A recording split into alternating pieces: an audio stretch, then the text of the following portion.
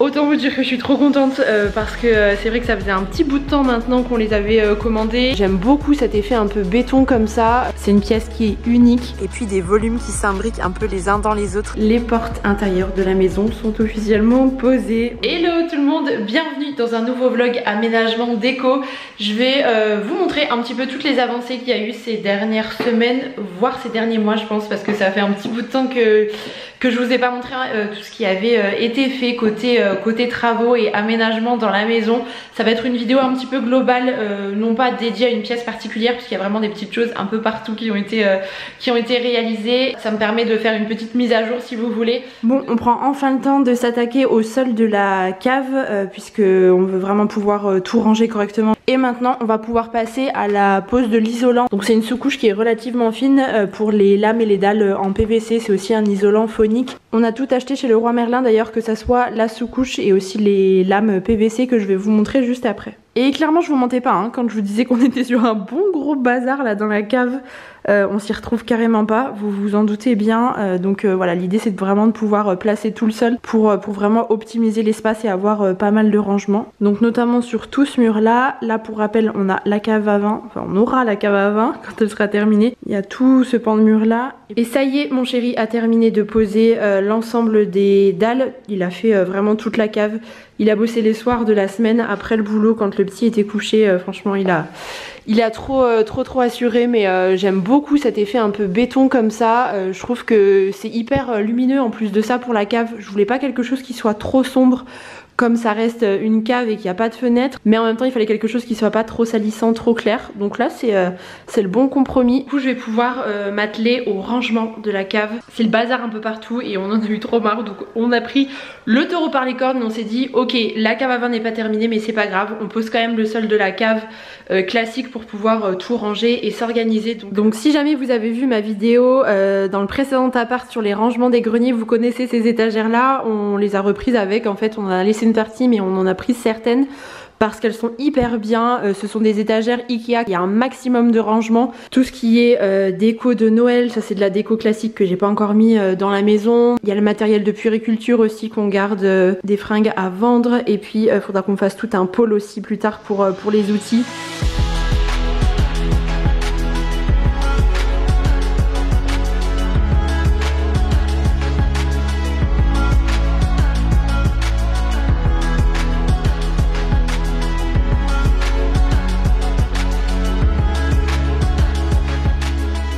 Hyper contente, c'est pas du tout l'organisation définitive hein, puisque y a des choses qui vont encore être enlevées, mais en tout cas au moins l'espace est libre, c'est propre. J'ai fait un bon coup de nettoyage et le sol a l'air hyper facile d'entretien. Ici il y a toutes les décos de Noël, il va falloir que je retrie ça, je pense que je le ferai pendant le mois d'août, mais en tout cas c'est une belle étape. Et on a pris des dalles qui sont résistantes par rapport au poids, puisque dans l'idée ensuite ici on fera un petit coin salle de sport avec des machines. On aimerait bien aménager cet espace là puisqu'on n'aura pas besoin d'autant de rangement dans la cave. Elle fait un peu plus de 45 mètres carrés, donc c'est largement suffisant. Et du coup on s'était dit que ça pourrait être sympa d'imaginer un espace sport par là. Petite salle de sport hein, on va pas s'équiper comme jamais, mais mettre 2-3 machines. Là on a un rameur actuellement et peut-être mettre un banc de muscu et puis un tapis de course, on verra bien. Mais en tout cas l'espace est dispo ici et ça c'est plutôt cool, mais de toute façon on fera ça un petit peu plus tard. Donc voilà pour le après. Il y a une bonne différence quand même, je suis contente. Bon, ce soir on s'attaque à la construction et à la pose du claustrat de l'entrée. Je vous en avais parlé dans une précédente vidéo aussi. En fait on l'a pas fait jusqu'à présent puisqu'on attendait que le dressing soit livré pour pouvoir le poser ensuite, parce qu'on avait peur que ça gêne le passage etc, comme ça va quand même un petit peu plus fermer l'espace. Maintenant que le dressing a été livré, on a reçu d'autres meubles aussi dans la maison dont je vous parlerai un petit peu plus tard. Donc il est temps qu'on s'occupe de cette partie là et j'ai trop hâte. Donc ici on a l'entrée et le claustrat va être positionné juste ici. Donc il est pas très grand de mémoire, il fait 50 je crois.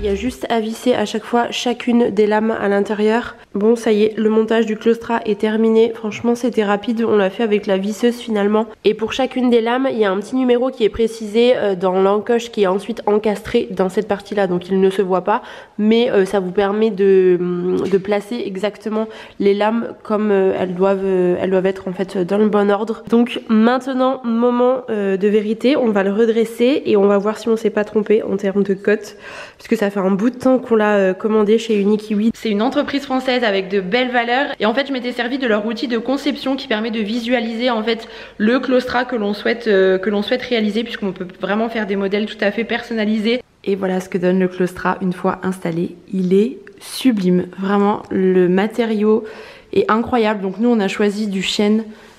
La qualité du bois est vraiment magnifique. Donc l'idée ici c'était d'avoir une cloison ajourée, puisque comme vous pouvez le voir on voit bien à travers, pour marquer un petit peu l'entrée au niveau de l'espace sans que ça ferme totalement par rapport ensuite à la pièce de vie. Donc nous on l'a installé dans la continuité du mur, on l'a juste fait dépasser un tout petit peu pour que vous voyez de profil on aperçoive bien les courbes du claustrat. C'est ce qui fait toute sa beauté, je dirais. C'est une pièce qui est unique, vraiment réalisée sur mesure et je trouve que ça change tout en fait. Dans la pièce, ça permet vraiment d'ajouter un peu de cachet. Donc là, ce banc là va disparaître. Enfin, ici, la décoration, etc., rien n'est terminé. Vous pouvez voir qu'il y a encore des trucs électriques qui doivent être faits. Je pense que je ferai une vidéo sur l'aménagement de l'entrée et la décoration de cet espace là, puisque voilà, ça n'est pas encore terminé. Mais en tout cas, je suis hyper contente d'avoir opté pour cette pièce-ci dans l'entrée. Je trouve que ça habille vraiment bien l'espace. Et le claustrat, je trouve que c'est une excellente idée pour marquer deux espaces différents au sein d'une même pièce, ou même à poser sur un mur pour habiller un petit peu l'espace si vous n'avez pas envie d'opter forcément pour des cadres par exemple. Et en même temps, je trouve que c'est une pièce qui reste plutôt intemporelle. On est sur de beaux matériaux bruts comme ça. Donc voilà pour la petite parenthèse claustrat. Bon, j'ai cru qu'elle n'allait jamais arriver, mais ça y est, écoutez, après un peu plus de 4 mois d'attente, nos portes intérieures de la maison sont là. Autant vous dire que je suis trop contente parce que c'est vrai que ça faisait un petit bout de temps maintenant qu'on les avait commandées et qu'on vit dans la maison sans porte. Donc voilà, c'est pas catastrophique, hein. On avait acheté des portes provisoires pour la chambre de com, les toilettes du rez-de-chaussée et puis la porte qui mène au garage en fait, qui relie la maison au garage pour couper un petit peu du froid. Donc voilà, on s'en est très bien sorti comme ça. Mais là, je suis vraiment hyper contente que les portes soient arrivées. Mon chéri va commencer à les poser. Donc ce sont des portes en contreplaqué qui sont en coloris chêne en fait. On voulait un effet bois en fait qui contienne quand même un peu de veinage, des nœuds pour le côté un peu naturel.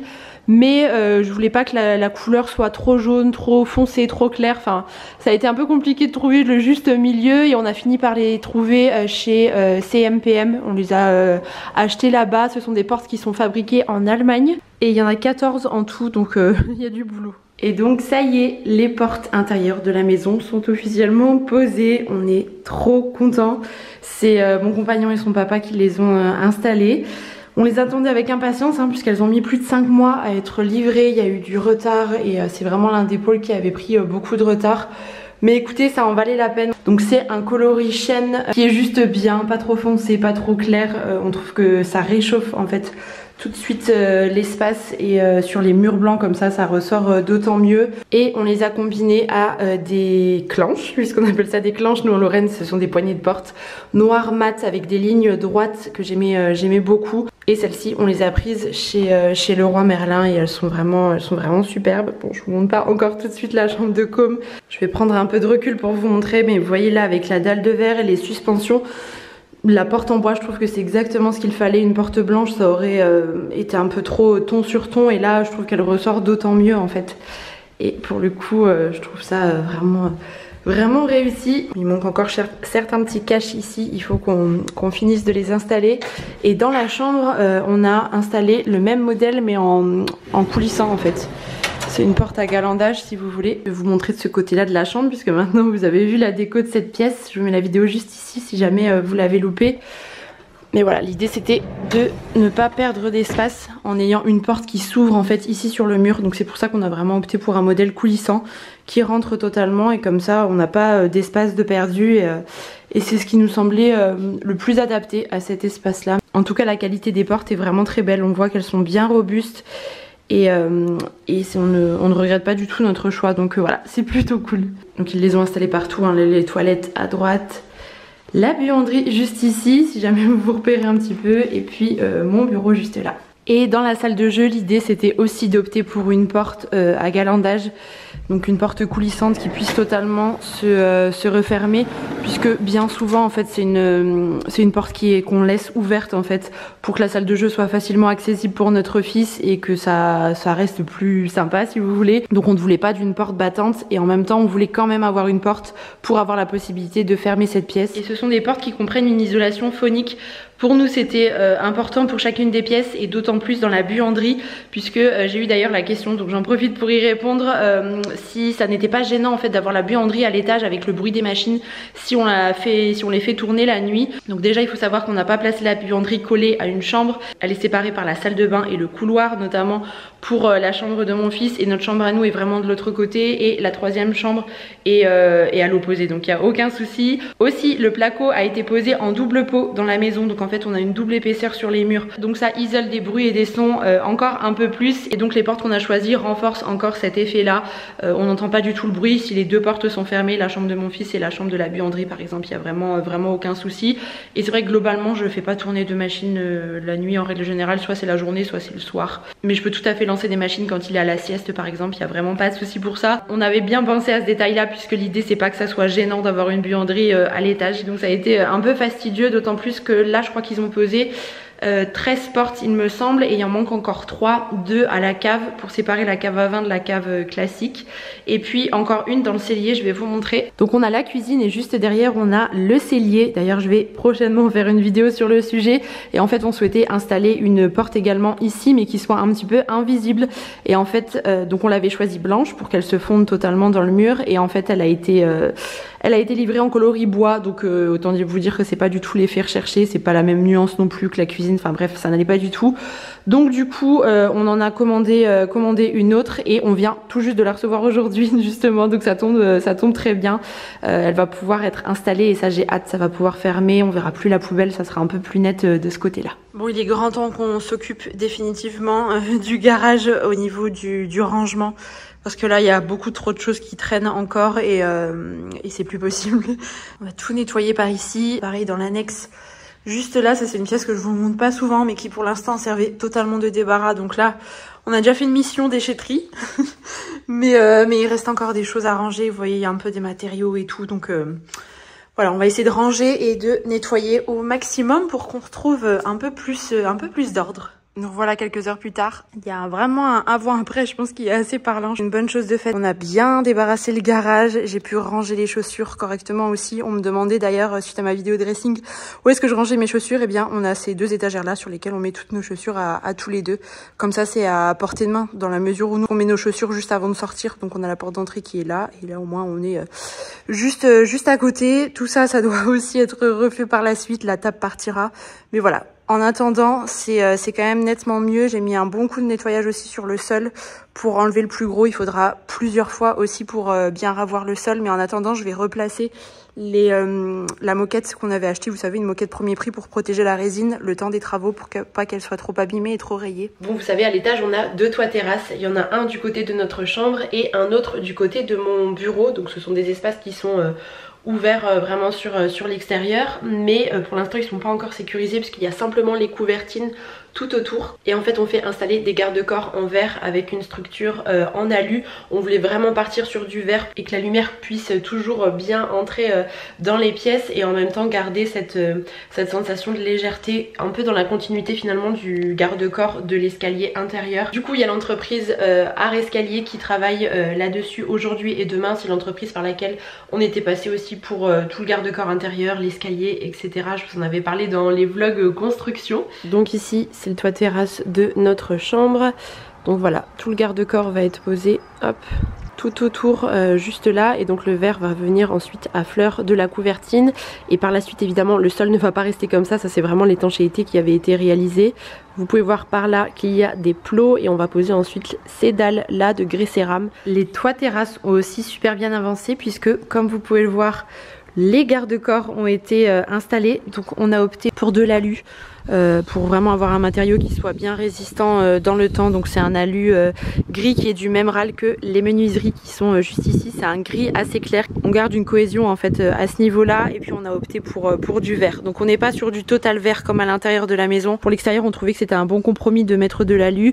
Ça surcharge pas trop non plus d'un point de vue visuel, puisque moi j'avais peur que ça soit trop mastoc, vous savez. Et le sol a également été posé, donc c'est du grès cérame comme dans la pièce de vie en fait. On l'a aussi acheté chez Anzil à Marly, et en fait ce sont des dalles sur plot. C'était vraiment la solution ici, puisqu'on est sur des toits terrasses, donc on ne pouvait pas coller le grès cérame directement puisque il faut que ça reste accessible, puisqu'il y a les petits puits d'évacuation pour l'eau de pluie en dessous, et puis par rapport à l'étanchéité des toits terrasses c'était pas possible.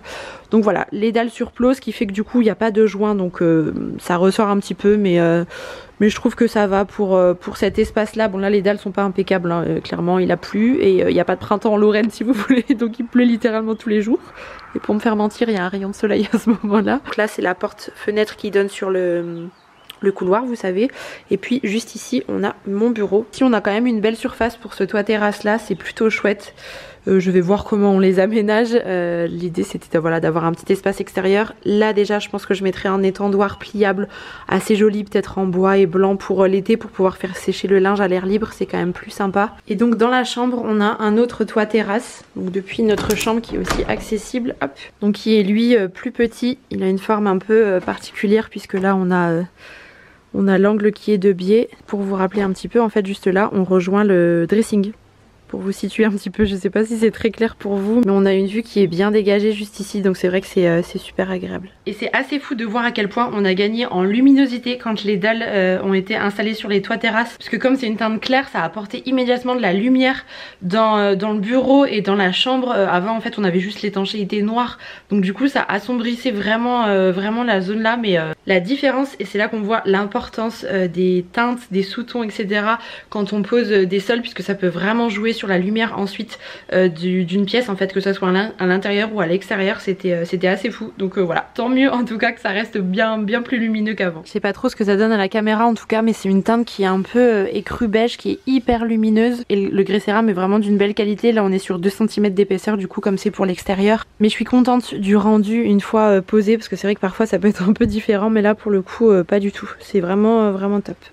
Et sinon du côté de la cave à vin, ça a aussi bien avancé, puisque ça y est, le plaquiste a totalement terminé le placo, donc au niveau des murs, et puis aussi le plafond qu'il a fait tout arrondi pour recréer l'espèce de voûte dont je vous avais parlé dans les précédents vlogs construction. Donc voilà, ça commence à prendre vraiment forme. Là on se rend un petit peu plus compte du rendu final. Ici on a l'espèce de niche, donc on aura les spots encastrés juste là, avec là le petit banc, et ensuite vous allez voir tout l'aménagement. De toute façon je vous montrerai ça par la suite. On va mettre des pierres de parement sur les murs, et puis jouer un petit peu avec les éclairages pour que ça ressorte assez bien avec le bois, la pierre, les bouteilles de vin, etc. Mon chéri a envie de faire un truc assez convivial par ici, et plutôt chouette. C'était assez fastidieux pour tout le plafond en arrondi, mais le plaquiste gère hyper bien, donc c'était très cool. Donc voilà pour l'avancée côté cave à vin. Bon, et sinon la façade de la maison a bougé aussi, donc pas le crépi en tant que tel, mais le bardage a été posé comme vous pouvez le voir. Donc l'idée c'était de dynamiser un petit peu la façade et éviter que ça fasse juste un bloc blanc. Bon déjà quand on a pensé la maison, on voulait pas du tout une maison cube. Voilà, l'idée c'était vraiment de casser les volumes, avoir différents niveaux. C'est pour ça qu'on a plusieurs dalles d'ailleurs dans la maison, et puis des volumes qui s'imbriquent un peu les uns dans les autres. C'était vraiment l'objectif quand voilà, on a réalisé la maison avec l'architecte, et on est hyper content du résultat. D'autant plus là avec le bardage, ça finit un petit peu plus. Donc on a une première partie de bardage juste ici, donc qui fait l'angle. Ça c'est l'annexe de la maison. Juste là on a un petit débarras où on mettra la tondeuse à gazon, etc. Des outils de jardinage qu'on doit avoir à proximité, qu'on met pas dans la cave. Ici on a la chambre, ça sera une chambre d'amis à terme avec une petite salle d'eau, et ici le couloir qui mène ensuite au garage qui est juste là. Donc on a du bardage ici, on en a sur l'angle ici au niveau de mon bureau, puisque cet espace là c'est le bureau. Juste là dans ce petit recoin c'est la salle de jeu qui est derrière et du coup ça nous permettait de casser un petit peu la façade blanche et je trouve que c'est plutôt harmonieux. Le bardage est réparti sur les différentes zones de la maison et puis on en a juste ici où là on fera après le coin cuisine d'été probablement puisqu'on aura la terrasse juste ici. Donc en fait ce sont des lames de bois qui ont été vissées directement, donc en dessous ça a été isolé, c'est pas juste du bois qu'on met comme ça sur la façade. Je sais pas si vous allez le voir, on a bien l'isolant qui est ici. Ensuite, on a des tasseaux de bois, le pare-pluie par-dessus pour éviter que le bois soit endommagé. Et ensuite, le bois final, donc qui est le bardage. Ici, c'est du bois brûlé. C'est une technique un peu particulière, mais on aimait beaucoup le rendu. Pour cette première année, on a décidé qu'on laissait le bois comme ça, voir un petit peu comment il évolue. Moi, j'aimerais bien qu'il soit un petit peu plus foncé, dans l'idéal, parce que là, je le trouve un peu trop jaune, donc on mettra un saturateur, je pense, par la suite. Les toits terrasses permettent aussi de dynamiser un petit peu ces espaces-là, et donc c'est plutôt cool. Donc ça, c'est vraiment la vue de la maison que personne ne voit de la rue. On a imaginé la maison pour la voir vraiment de cet angle-là, de l'extérieur. Voilà, c'est assez caché, et c'est aussi ce qui me plaît beaucoup. Quand on a conçu la maison, c'est voilà ce que je souhaitais. Et alors pour faire un petit point sur les extérieurs, donc ici on va faire la terrasse, hop, qui va prendre vraiment toute la longueur de la maison, donc elle va venir juste ici, hop. Tac. Ensuite, on va avoir la piscine. Donc là, c'est à peu près là où je serai dedans. Et pour rappel, le terrain est en pente. Donc en fait, ici, on va faire des escaliers, tac, tac, tac, qui permettront d'accéder ensuite à la partie basse, si vous voulez, de l'espace extérieur. Comme ça, on s'en rend pas bien compte, mais il y a quand même du dénivelé. C'est pour ça que la façade ne va pas jusqu'en bas. Et donc sur le côté de la maison, ici, il y a un escalier qui est en construction puisque, comme je vous le disais, donc le terrain est en pente et en fait, on va accéder à l'arrière de la maison ici où on aura une parcelle de jardin. Je pense qu'on mettra des jeux pour côme, balançoires, etc. Mais on voulait pas avoir uniquement de l'herbe pour pouvoir accéder, mais avoir un escalier vraiment en béton, si vous voulez. On verra après comment on l'aménage. Mais quoi qu'il arrive, il y a déjà le mur qui a été coulé. Ça, c'est un proche qui l'a réalisé, donc le coffrage et le coulage du béton. Et donc là, il a aussi fait le coffrage de l'escalier. Et maintenant, il restera plus qu'à couler l'escalier. Donc ça sera un escalier en L qui suit en fait l'angle de la maison. Juste là, c'est le cellier et après la cuisine.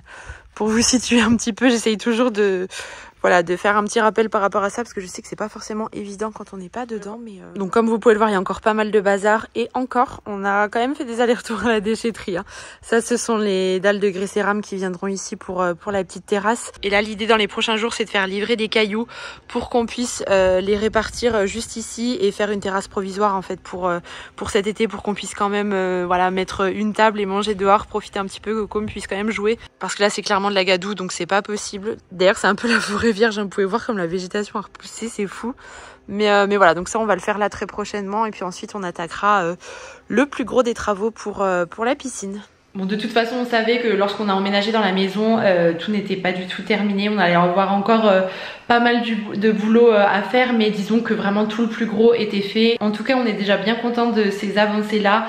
Là, le prochain gros pôle, ça va vraiment être l'extérieur qui va se faire sur les mois à venir.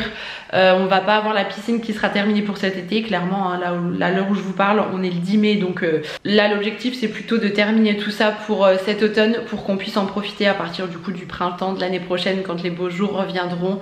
Cet été, ça sera une année un peu de transition si vous voulez, un peu de camping. Si on peut déjà manger dehors cet été avec une petite table provisoire, ça sera déjà très bien pour qu'on puisse quand même profiter un petit peu de l'extérieur. On avance à notre rythme puisque c'est vrai que la semaine on travaille, donc on a que les week-ends pour pouvoir bosser, mais voilà, ça le fait petit à petit. Écoutez, j'espère sincèrement que ce vlog aménagement, travaux, déco, bref, vous aura plu. Si c'est le cas, n'hésitez pas à mettre un petit pouce en l'air. Et puis d'ici la prochaine vidéo, je vous embrasse très très fort comme d'habitude et je vous dis à bientôt.